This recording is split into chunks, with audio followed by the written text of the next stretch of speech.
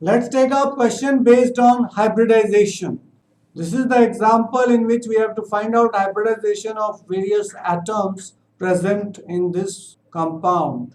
So in the first atom is carbon, which is attached to triple bond, so it is sp hybridized. This carbon is also attached to triple bond, so it is sp hybridized. This carbon is attached to double bond, it is sp2 hybridized. This carbon is attached to double bond, it is sp2 hybridized.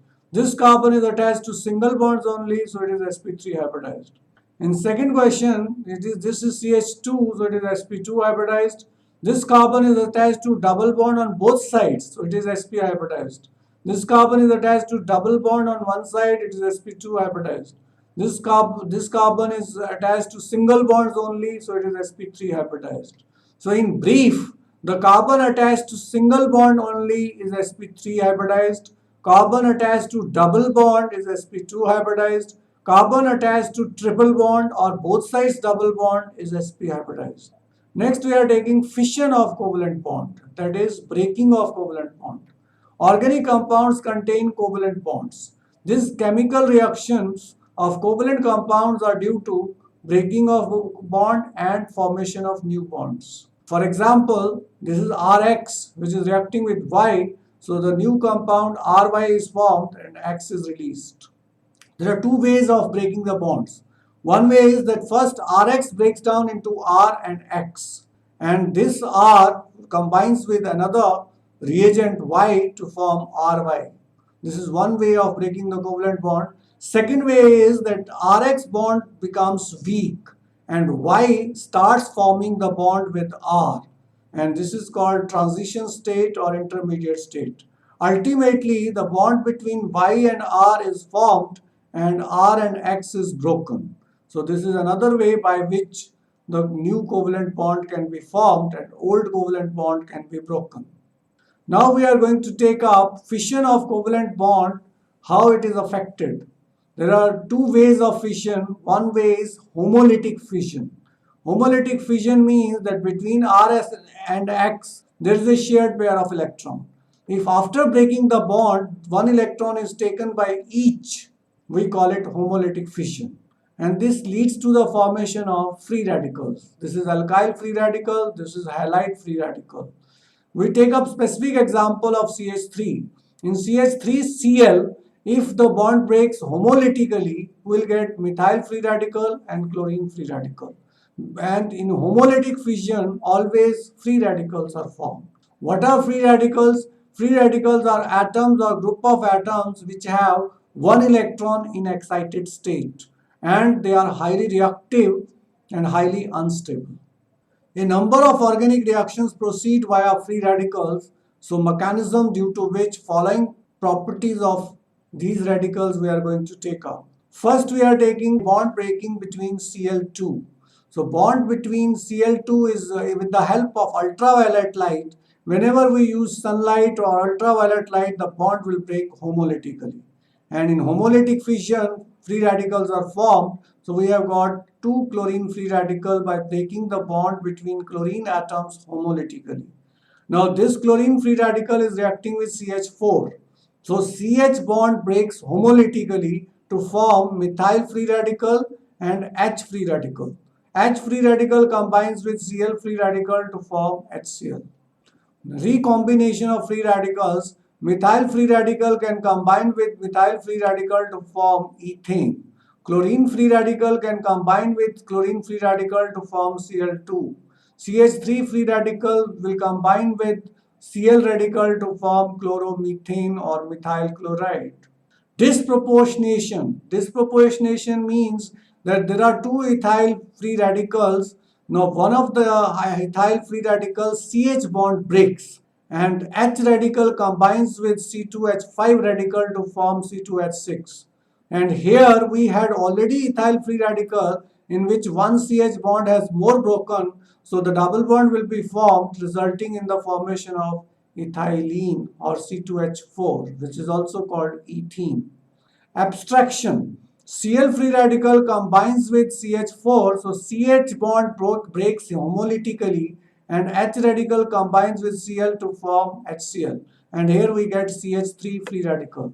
Now CH3 free radical induce homolytic fission in C2H6, and this H free radical combines with CH3 to form CH4, and we get ethyl free radical.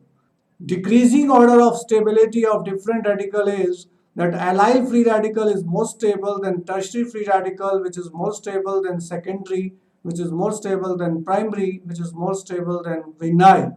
Why allyl free radical is more stable than tertiary? Because it is resonance stabilized. Tertiary free radical is more stable than secondary due to greater inductive effect or electron releasing effect of alkyl group, three alkyl groups. In secondary free radical, there are two alkyl groups which are electron releasing and stabilize the free radical which are electron deficient. Primary free radicals are least stabilized because it is only attached with one alkyl group, and vinyl free radical is rather attached to pi electrons and which destabilize the free radical. That is why it is least stable. This is the diagram or orbital diagram of alkyl free radical. Alkyl free radical undergoes sp2 hybridization. It has planar shape, bond angle 120, and this is the unpaired electron or one electron, odd electron, which is in excited state, due to which methyl radical is highly unstable and highly reactive. Next, we are taking heterolytic fission. Heterolytic fission means bond breaks in such a manner that the shear pair of electron is taken by more electronegative atom, which becomes negatively charged, whereas other atom or group becomes positively charged. So Rx breaks in such a manner that we get R positive and X negative. But it can also break in such a manner if R is more electronegative, then R will be negatively charged because it will take the shared pair of electron, and X will become positively charged. Now, whenever any ion which contains carbon as positively charged is called carbonium ion or carbocation. These days we call them carbocations. And if R is negative, that is carbon is negatively charged, it is called carbanium ion or carboanion. First, we are taking carbonium ion or carbocations. This is primary carbocation. Why? Because this carbon is attached with only hydrogen. It may be attached with one carbon, still it will be primary carbocation. For example, CH3 is attached with this carbon, so it is primary carbocation. This carbon is called primary carbon atom. Primary carbon atom is the atom which is attached to none or one more carbon atom. This is methyl carbocation, this is ethyl carbocation. If you want to know the stability of these two, the ethyl carbocation is more stable because CH3 group is electron releasing, and that will decrease positive charge, making it more stable.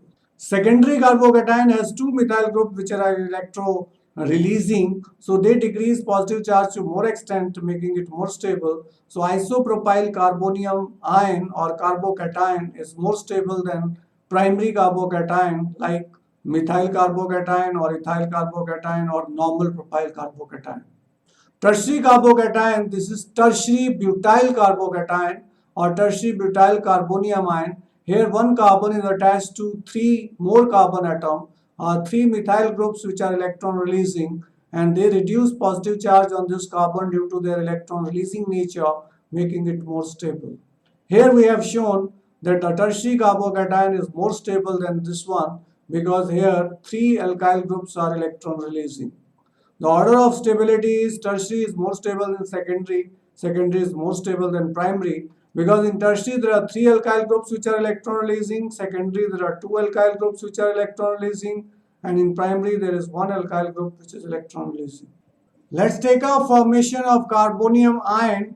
By addition of acid to unsaturated compound, there is carbon oxygen double bond to which H positive ion is being added. So this H positive ion will form bond with oxygen and positive charge will be carbon atom. Why it will be on carbon atom? Because their pair of electron is donated to oxygen for formation of bond with H positive ion, and here we get positive charge.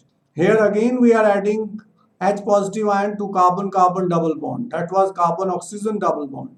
When H positive ion is added, the electron pair first shifts here so that H positive ion can form a new bond with carbon, and this carbon will acquire positive charge because a pair of electron has been given to the another carbon which has shared with H positive ion to form a covalent bond.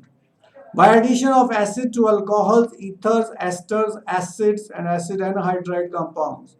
This is alcohol in which oxygen is having two lone pair of electrons. H positive ion attacks this oxygen and forms a bond with oxygen, and oxygen has donated a pair of electrons for sharing, so it will acquire positive charge. This protonated alcohol breaks down into R positive ion plus water is formed. Similarly, in ethers, H positive ion attacks and we get this compound which is called protonated ether. This ultimately breaks to form R positive ion plus ROH, that is alcohol is formed. Here acid is getting protonated with the help of H positive ion. So H positive ion gets attached here and positive charge is on oxygen atom. Now oxygen atom, positive charge on oxygen atom is unstable, so this bond will break. Positive charge will be on carbon. This is acyl carbocation plus water is formed.